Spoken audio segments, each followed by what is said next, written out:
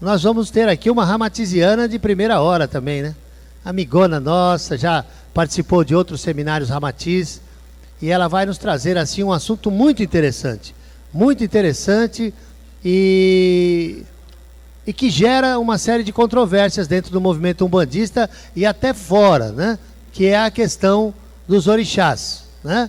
São espíritos, são energias, são forças, como é que é, né?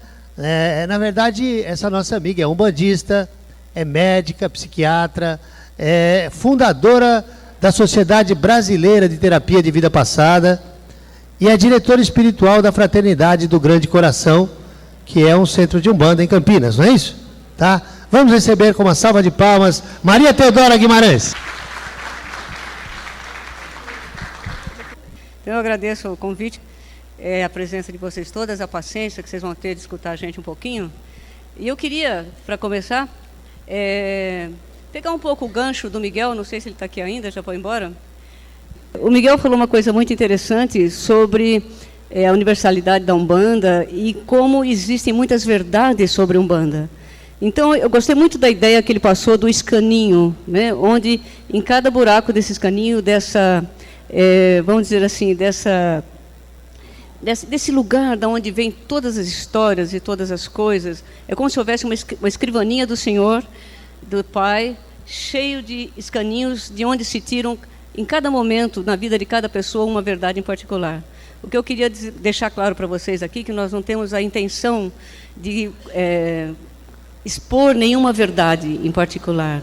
Nós vamos colocar conhecimentos ancestrais, que são históricos alguns, outros foram trazidos pelo Caboclo das Sete Encruzilhadas, que vocês devem conhecer muito bem. O Caboclo das Sete Encruzilhadas, longe de ser um silvícola, ele era um nobre espírito venusiano que veio à Terra na época da antiga Atlântida para trazer seu conhecimento junto com outros espíritos venusianos que ajudaram muito no desenvolvimento não só da Umbanda, mas do nosso planeta.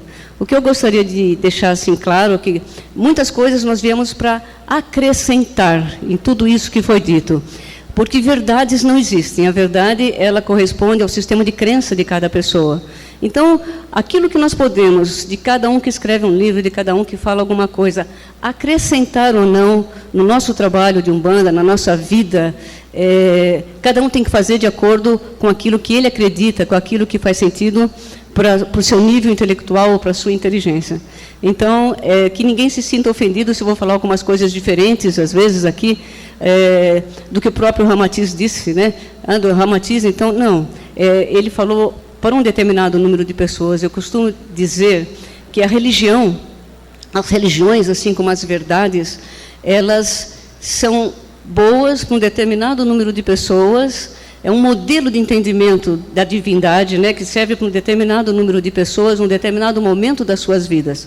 Então, se vocês puderem acrescentar nas suas vidas, no seu trabalho como umbandistas e na vida, alguma das coisas que a gente vai falar aqui, a gente vai ficar muito contente já, né? Nós vamos falar um pouquinho para vocês da magia dos orixás. Aquele é o nosso site da Fraternidade do Grande Coração. Nós vamos disponibilizar toda essa palestra lá no site. Se alguém quiser saber mais algum conhecimento, vai estar tudo lá, assim como os da Rosana também. E todas as outras informações que foram trazidas pelo Caboclo das Sete Encruzilhadas vão estar disponíveis para todo mundo, tá, gente? Nós gostaríamos de falar, então, um pouco da magia dos orixás. Para a gente falar de magia dos orixás, nós temos que falar daquelas três coisas, né? Vontade, sabedoria e atividade. Então, como é que se processam? O que é um orixá? Como é que se processa essa magia? Nós gostaríamos de falar para vocês não só da magia dos orixás, mas dessa magia que todos nós podemos fazer no nosso dia a dia. Nós somos muito dependentes dos nossos guias, somos dependentes dos santos, somos dependentes dos protetores, nós estamos sempre esperando que alguém, uma entidade, um ser de luz qualquer, venha fazer por nós aquilo que muitas vezes é apenas a nossa obrigação, não é verdade? Então, é como se nós pudéssemos fazer os nossos próprios milagres também. Para a gente poder entender um pouco de orixá, nós temos que entender o que é que significa o termo orixá. Porque tem-se a impressão, muitas vezes, que esse termo é um termo africanista, que veio da África ou que veio de qualquer outro lugar. Muita gente acham que orixá é uma entidade ou que orixá é um ser misterioso. Então, não se trata nada disso. Nós vamos aqui pôr um pouquinho para frente, para nós começarmos a entender de onde vem a origem dessa palavra, do que se trata isso tudo. Na verdade, o termo orixá, a gente colocou ali porque ele tem a mesma origem da palavra umbanda, da própria umbanda em si. Ele vem de uma língua que era chamada o idioma sagrado. A gente pode contar um pouquinho o que é que isso aconteceu. Nos templos da luz da antiga Atlântida, começou-se a fazer um ritual através dos magos brancos que atuavam naqueles centros para combater a magia negra, que, conforme os espíritos de outros planetas começavam a reencarnar na Terra, começou a graçar a magia negra. E os magos brancos da antiga Atlântida, então, ficou melhor agora, né? Os magos brancos da antiga Atlântida tiveram que desenvolver um culto para poder começar, isso a grosso modo, né, para começar a combater a magia negra.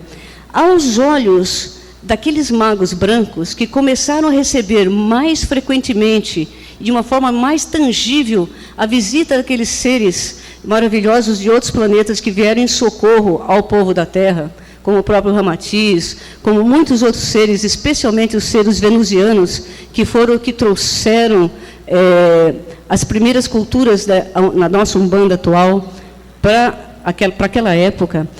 Aos olhos desses magos brancos, a língua dos deuses, esses seres eram vistos como deuses, e a língua dos deuses foi chamada pelos hindus de Devanagari. Na verdade, essa era uma língua que não tinha uma escrita, ela era reconhecida por cores e por figuras geométricas, e ela continha em si mesma todo o conhecimento possível daquela época. E esses seres maravilhosos, então, começaram a passar esse conhecimento para esses magos brancos da antiga Atlântida, e isso foi chamado de língua vatã, ou adâmica. Quando a gente fala adâmica, nós estamos falando... Alguém conhece a lenda de Adão e Eva? Todo mundo conhece. Você sabe realmente do que se trata isso? Claro que é uma lenda, né?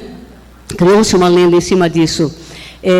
Os primeiros templos da luz da antiga Atlântida se baseavam nesse princípio adâmico, que é o seguinte: havia uma palavra de Devanagari que se chamava Adam, e a outra era Ava. Adam veio dar Adão, e Ava veio a dar Eva. Adão é a lei, a regra, e Ava é o eterno feminino da natureza, a própria natureza.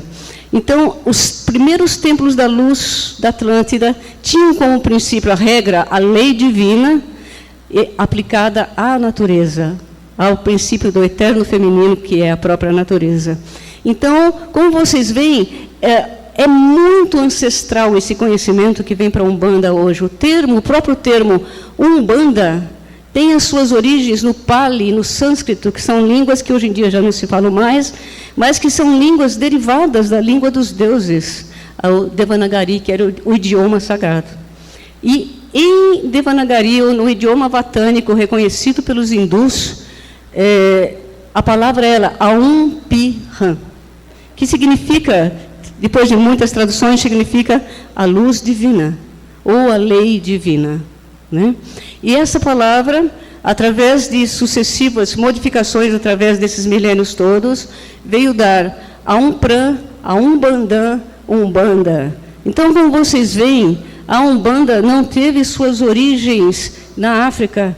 A Umbanda é muito mais ancestral. Ela passou pela África.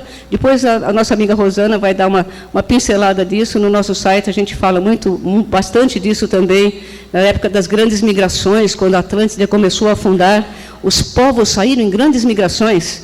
E uma das raças que existia na Atlântida era a raça negra, chamada de etíope. E os etíopes migraram para a África. E na África, quando eles migravam naquele tempo, eles carregavam com eles o nome da sua raça.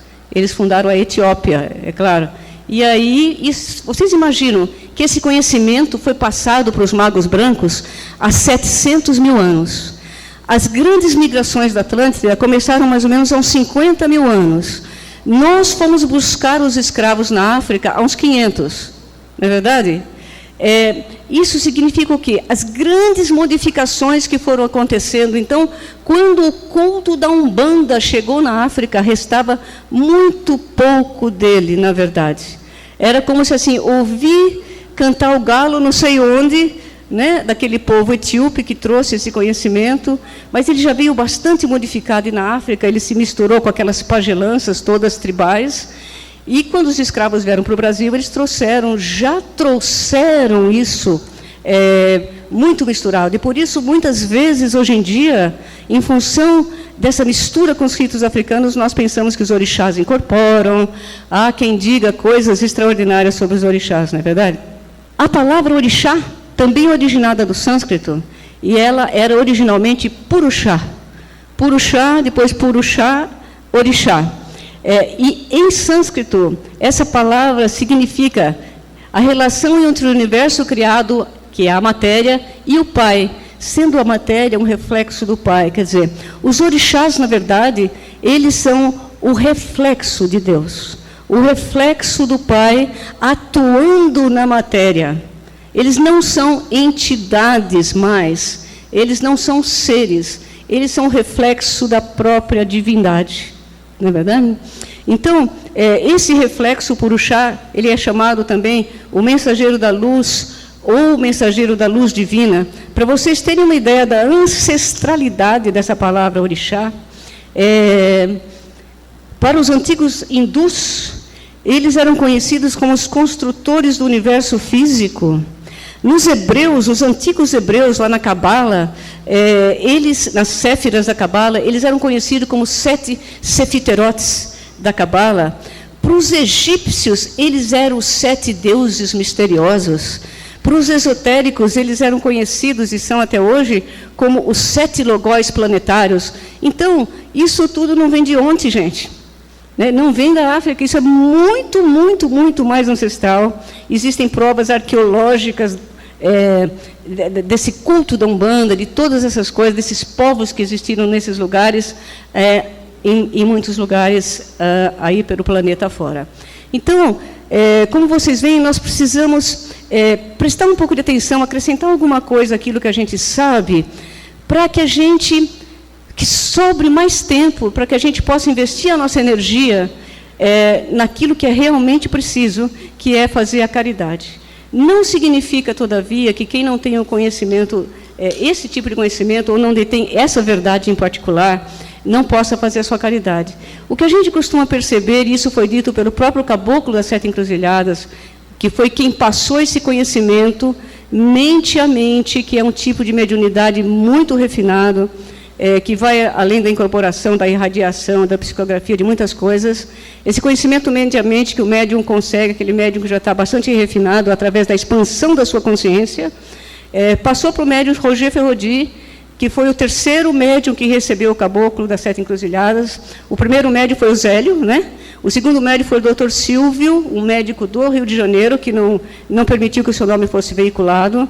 E o 3º médium, nas últimas décadas, até o seu desencarne, foi o Roger Ferrodi. Então, esse conhecimento ancestral todo ele vem sendo passado, e nós podemos ou não acrescentar esse conhecimento àquilo que a gente já sabe. O que a gente tem observado é isso, que na medida que você acrescenta algum conhecimento que faz sentido com o seu sistema de crenças, você se torna um médium mais eficiente na caridade. Quanto mais você sabe, mais eficiente na caridade você pode ser. Não é verdade? Então, todos os nomes dos orixás, tudo isso, embora tenha-se a impressão que são nomes africanos, são nomes sânscritos, que vêm de tempos ancestrais, né? Então, é só para a gente pensar um pouquinho.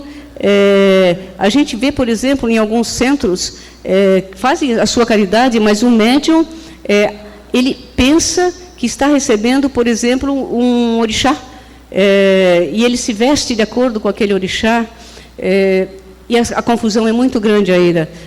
O nosso amigo Sidney falou que ele tem um amigo de candomblé, né, que ele percebe que não é a mesma coisa, mas a maioria absoluta dos umbandistas faz essa confusão.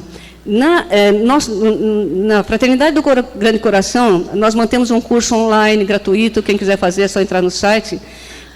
Existem mais de 20 mil pessoas fazendo esse curso no mundo inteiro, e a gente recebe e responde por semana mais de 50 e-mails.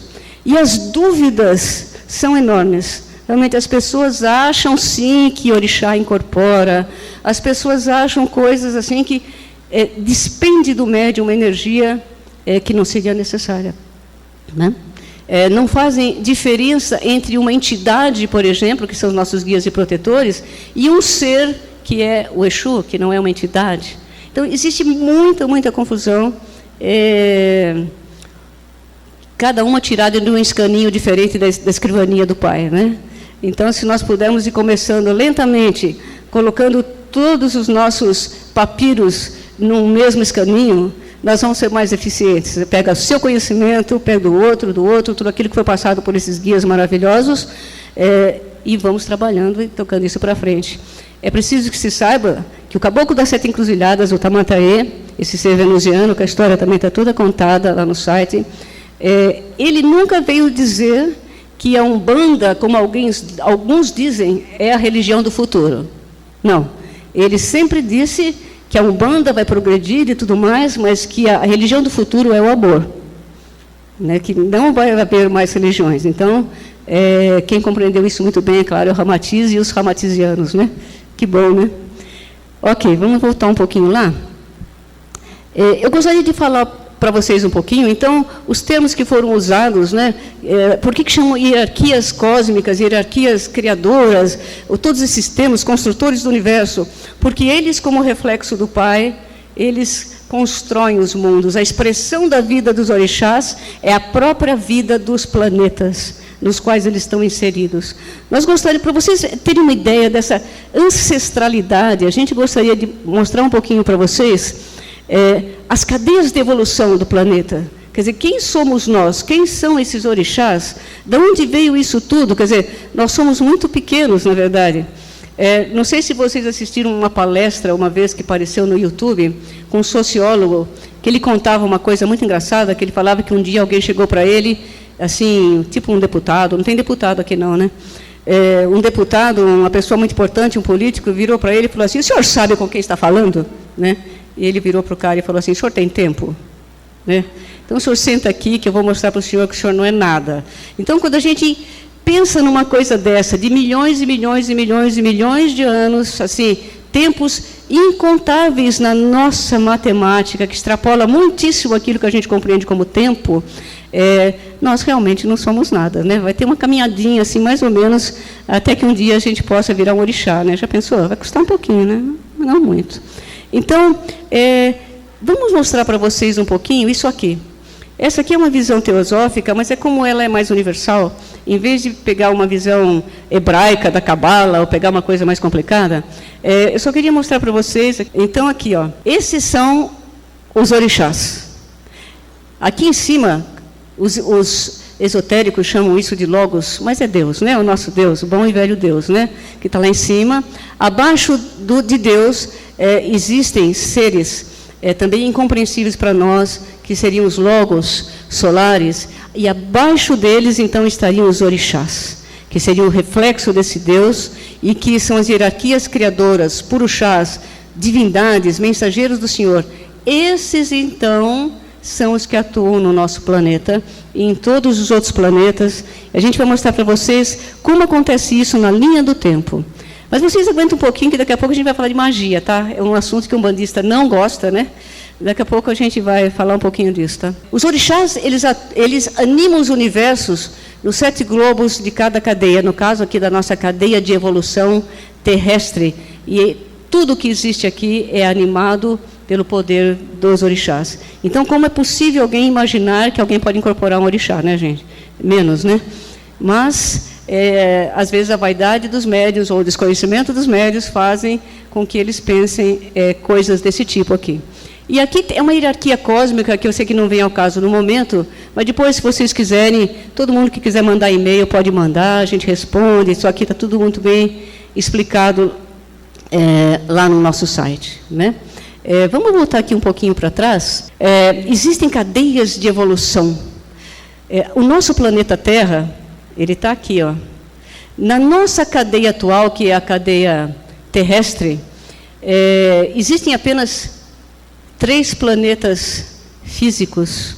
E em cada momento dessa história, que leva milhões e milhões de anos, nós vamos migrando através dos planetas, o nosso espírito eterno migra através dos planetas, vai de planeta em planeta, e aí o povo fala que o mundo vai acabar, né? Que bobagem, né? Quando a vaga de vida, a gente fala assim, quando a vida está nessa cadeia em particular, porque existem muitas outras cadeias de evolução, por exemplo, os venusianos, que vieram em socorro à Terra, ou o pessoal de Sirius, Orion, as Pleiades, eles são de outras cadeias de evolução. Existem muitas cadeias de evolução no planeta, no universo. Então, você imagina quem somos nós, né? Nós não somos nada mesmo, né? Então, nesse nosso planeta, quando a vida está aqui, toda a atenção de Deus está voltada para este planeta. Isso significa que, nos globos que a gente já passou, a vida já passou também. Então, esta humanidade presente, dentro da sua evolução, desses milhares de anos que ainda restam para a gente, né, aqui nesse planeta, nós provavelmente iremos para Mercúrio. Quando a gente fala astral, mental, significa o seguinte, que o próprio globo terrestre, os globos onde a gente vai habitar, eles vão mudando as suas características. Nós estamos num globo de características físicas, mas isso mais para frente a gente vai mudando e mudando, as características físicas vão se rarefazendo e nós vamos ter corpos mais iluminados, menos densos, mais rarefeitos. O próprio Ramatiz fala isso, todas as grandes entidades falam as mesmas coisas. Então, vocês imaginam que nós estamos aqui na Terra, atualmente a Lua é o nosso satélite, e nós vamos caminhar nesses milhões, milhares de anos que nos faltam. Vocês lembram daquele globo que os espíritas chamam do chupão? Como é que chama mesmo? Ibiru? Ibiru. Aqui a gente chama mais, assim, bondosamente, do planeta intercatenário, né? Quer dizer, as pessoas que já não conseguem, os espíritos que já não conseguem acompanhar a evolução por o amor aqui no planeta, eles já estão sendo levados para esse globo intercatenário. Vocês podem perceber que existem grandes desencarnes em massa, não é verdade? Muitas tragédias acontecendo no planeta, grandes maremotos, terremotos, que a gente fica profundamente condoído, né, com tudo. Mas é aquele mal necessário, e essas pessoas estão sendo levadas para cá, e no futuro eles vão reencarnar um mundo mais atrasado, como nós mesmos já fizemos um dia, né? E nesse mundo mais atrasado, eles vão ser, os deuses, eles vão ser aquelas pessoas que vão trazer todo aquele conhecimento ancestral para aquelas pessoas que ainda pouco sabem. Tinha vários clientes meus que passaram por esses mundos e vieram para a Terra muito saudosos, muito sofridos, quando tiveram que abandonar os seus mundos e vir habitar um mundo tão primitivo como a Terra. Vocês conseguem imaginar vocês vivendo no meio da floresta, sem água encanada, micro-onda, internet, eletricidade? Que maravilha, né? Então, esses homens olhavam para as estrelas e sentiam saudade, né, dos seus antigos planetas e, pela bondade divina, recomeçaram a sua evolução. E é exatamente o que vai acontecer para as pessoas que estão indo para esse globo intercatenário. Então, eu sugiro que todo mundo seja bonzinho, tá? Né? Porque, senão, nós vamos parar lá, né? Isso vai... E quando a gente escreve aqui a palavra de Jesus, né? Conhecei a verdade, ela vos libertará. Ela nos liberta de a gente gastar a nossa energia com coisas que não têm sentido ou com coisas que não fazem sentido com o nosso sistema particular de crenças. Então, é isso que a gente está dizendo, mostrando para vocês da onde vem essa ancestralidade da Umbanda. Os espíritos que vieram aqui vieram de outras cadeias. E os orixás, para vocês terem uma ideia, foram seres, vamos chamar de pessoas, mas a gente não tem nem como entender isso, foram pessoas que encerraram a sua evolução em cadeias anteriores, muito anteriores, muito anteriores. Isso significa, então, que na nossa evolução, a caminho do Pai, a caminho da luz, um dia, quem sabe, né, alguns escolhidos poderão virar orixás em outros planetas, né? Vai demorar um pouquinho só, né? Mas a gente chega lá, né? Então, voltando aqui, nós gostaríamos de mostrar para vocês, já que a gente viu o tempo que leva, quer dizer, a ancestralidade disso tudo, as características dos orixás. Na verdade, é um material um pouco extenso, que vocês podem acessar o site, tem todas essas informações lá, mas só para vocês terem uma ideia, a gente vê que cada centro espírita elege, vamos dizer assim, por conta da tradição oral da Umbanda, que era mesmo o pedido, né, do Caboclo das Sete Encruzilhadas, ele fez questão que a tradição fosse oral, ele não deixou nada escrito, ele podia deixar um tratado, né? Ele não deixou nada escrito porque ele queria realmente que esse culto se disseminasse para o maior número de pessoas possível, no menor espaço de tempo possível. E foi o que aconteceu realmente. E no devido tempo, voltaria para trazer as novas mensagens, como trouxe com o Dr. Silvio, com o Roger Ferrodi. Então, esses são os orixás que estão atuando no nosso planeta. Cada um de nós não temos um orixá, como muitas pessoas pensam. Cada um de nós nasceu sobre a vibração de um orixá. A cada momento do nosso tempo, existe sobre o planeta uma influência maior de um determinado orixá, dependendo da data do nosso nascimento. Isso significa que cada um de nós terá como guia, vamos dizer, um guia enfeixado naquela linha específica daquele orixá. Isso se dá o nome de vibração original. Tá? E provavelmente esse guia vai dar manifestação através dessa pessoa e tudo mais. Mas, conforme a gente vê aqui são as sensações e tal. Queria mostrar uma coisa para vocês, que é uma coisa que perguntam muito para mim. O Obaloaiê, na verdade, é um orixá. 5 orixás já passaram com 5 cadeias de evolução, e o Obaloaiê também já passou, o orixá que já passou. Mas o Obaloaiê é a contraparte masculina de Iemanjá, e ele está voltando, por amor à terra, a trabalhar na linha de Iemanjá. Então, achei muito interessante a saudação ao orixá oculto da Umbanda, né, que é o Obaloaiê, né? Pouca gente conhece, faz muita confusão com esse orixá. Ele está voltando para trabalhar na linha de Iemanjá. Eu achei, o centro de vocês é firmado em Iemanjá? É isso? Né? Parece, né? Então, tinha tudo a ver mesmo. O que acontece? Uma pessoa, por exemplo, você vê que cada não é orixá, hein? Cada entidade enfeixada dentro daquela vibração. Então, por exemplo, os guias enfeixados em Oxalá são guias da mais alta estirpe, que dão aulas, fazem orientação. Os guias enfeixados na vibração de Ogum são guias que trabalham como demanda. Né? A gente ouviu falar aí que um bandista faz despacho. O bandista não faz despacho em hipótese nenhuma, ele faz demanda, que é combater aquilo que foi feito. Né? Quando a gente fala em Caboclo de Sete Encruzilhadas, gente, ele estava dando esse nome, querendo se referir aos 7 planos e subplanos da espiritualidade. Ele em nenhum momento se referiu às encruzilhadas aqui da Terra, nem de mata, nem de cachoeira, nem de coisa nenhuma. Ele se referia aos planos e subplanos do astral. Depois, quando a Rosana falar de Exu, ela vai falar um pouquinho disso para vocês, né? De onde vêm esses nomes, do que se trata. É muito, muito interessante como a tradição oral deturpou um pouquinho esse conhecimento. Por exemplo, um médium que é enfeixado na linha de Iori, Iori seriam as crianças, né? Nasceu naquela determinada época do ano, onde a influência de Iori era muito forte no planeta, e Iori é uma entidade, quer dizer, as entidades de Iori, elas não dão atendimento.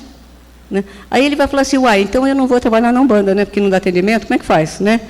O que acontece é assim, as entidades que dão atendimento, 99% das vezes, são as entidades enfeixadas na linha de Oxóssi, que são realmente os caçadores de almas, são aqueles que realmente dão consulta, e também Iorimá. Iorimá até dá consulta, que são os nossos pretos velhos, né? Mas eles trabalham mesmo com magia, porque os pretos velhos, na verdade, são os grandes magos do Oriente.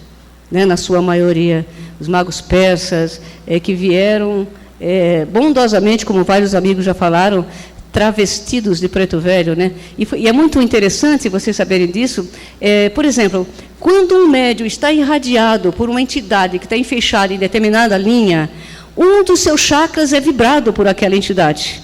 No caso dos pretos velhos, que veio corroborar com essa, é tudo pretinho velho, o chakra que é vibrado é o chakra sacro. Então, o médium, sem querer, faz assim. Aí todo mundo fala, ó o velhinho lá. Entendeu? É que o médium não consegue. Então, o médium tem a impressão que ele está incorporado por um velhinho mesmo. E ele não faz aquilo de propósito. É que o chakra vibrado é aquele. Quando, por exemplo, a entidade que está dando comunicação, ela está enfeixada na linha de Ogum, esse é o chakra que vibra. Aí, então, o caboclo de Ogum é aquele cara, né? Que parece que ele é o máximo, né? Que vem para demanda. Nada disso. Ele é uma entidade maravilhosa e doce como todas as outras. Mas este chakra é o vibrado, então ele tem aquela postura, né? É muito, muito interessante. Esse tipo de conhecimento faz com que o médium seja muito eficiente. Ele sabe exatamente de que linha é a entidade comunicante, né? É muito interessante. Quer dizer, não significa, por exemplo, no caso de Ori, que essa entidade ela não vai dar comunicação, mas se ele vier um dia para dar comunicação, tem que ser um médium muito equilibrado, um médium realmente que sabe bastante, um médium extremamente competente, sabedor das possibilidades da sua mediunidade, porque eles são o que a gente chama, desde a antiga Atlântida, de Nirmanakayas, são espíritos da mais alta estirpe, como Oxalá, que são Nirmanakayas também, são aqueles seres que já terminaram o seu karma terrestre. São espíritos de alto nível. Então, existe a grande confusão na Umbanda, uma das coisas, né, entre muitas outras, isso independe de fazer caridade ou não, hein, gente? As pessoas confundirem a manifestação forma criança com idade cronológica da entidade, né? As crianças da Umbanda não são crianças na idade cronológica, são grandes Nirmanakayas. Se vocês tivessem a oportunidade de ver o Roger Forrodi dando comunicação mente a mente com o Pedrinho da Aldeia, o Sérgio deve ter visto, né? Pedrinho da Aldeia era um grande ser iluminado, se apresentava humildemente com o Pedrinho da Aldeia, e ele dava uma palestra que você ficava assim, né? O que será que ele está falando? Né? Porque você não entendia nada, né? Num nível assim muito, muito alto, realmente. Então, é muito difícil imaginar que entidades desse tipo vão fazer brincadeiras ou coisas do tipo, como crianças. As entidades que participam das festas de criança não são mais esses Nirmanakayas, são espíritos de homens comuns, né, que, por amor à Terra também, por amor à humanidade, eles se enfeixam nessas linhas, mas eles não são guias nem protetores. Assim vai acontecer com os Exus, que a Rosana vai explicar. Então, tudo aquilo que foge ao divino, que foge à lógica da maravilhosa coisa da Umbanda, vocês podem imaginar sempre que existe o espírito de um homem comum dando comunicação. Assim como, por exemplo, outras que não são linhas da síntese da Umbanda, né? Então, isso não dá nenhum tipo de desmérito àquilo, mas a gente precisa saber o que está acontecendo. É preciso sempre ter a razão para fazer uma triagem do que realmente está acontecendo ali. Um pouco, então, de conhecimento que possa ser acrescentado com lógica nos faz muito mais eficientes, ok? Então, cada um deles, como vocês veem, tem uma função. A linha de Iemanjá também não dá comunicação, não dá consulta, geralmente. A linha de Iemanjá vem para limpar os ambientes, os miasmas, né? É uma coisa maravilhosa ver essa linha trabalhando. E daí para frente, está vendo? Só Nirmanakayas, e a Oxalá, só Nirmanakayas também. Geralmente, os Nirmanakayas orientais vinham muitos chineses nessa linha, dos Nirmanakayas que trabalham fantasiados, né, de alguma coisa. O interessante notar é assim, vamos supor que ele seja vidente. Você é vidente? Não? Não, que bom, sorte sua. Né? Mas vamos supor que ele fosse vidente e tivesse aqui um monte de vidente, né? E nós estivéssemos aqui fazendo um trabalho de Umbanda, como isso já aconteceu várias vezes na nossa casa lá. Aí vem um consulente, né, encantado, né? E ele fala para a gente assim, nossa, que maravilha, tinha tanto índio aí maravilhoso, com cocares, né, maravilhosos, que coisa linda. Eu falei, tal. Daqui a pouco vem um outro e fala, nossa, tinha uns caras aí com uns mantos fantásticos, que eles eram grandes mestres, pareciam budistas, não sei o que, chineses. Eu falei, na verdade é assim, dependendo do sistema de crenças do médium, ele vai ver o que está dentro dele, ele não vai ver o que está escrito para fora. Então, nem mesmo a vidência é uma verdade absoluta. Olha que maravilha, né? Isso é maravilhoso, porque você pode ver o seu caboclo, você pode ver o seu mago do Oriente, você pode ver o seu preto velho, não importa, a caridade é a mesma, basta que a gente saiba, né, que existem todas essas muitas possibilidades dentro da Umbanda. Ok, são as datas de nascimento, para vocês saberem qual é a sua vibração original. Então, isso significa o quê? Que o chefe de cabeça, como se fala muito na Umbanda popular, é daquela vibração. Se você for de Oxóssi, fica mais fácil, né? Agora, se você não for, você vai ter que aprender a identificar. Não é isso?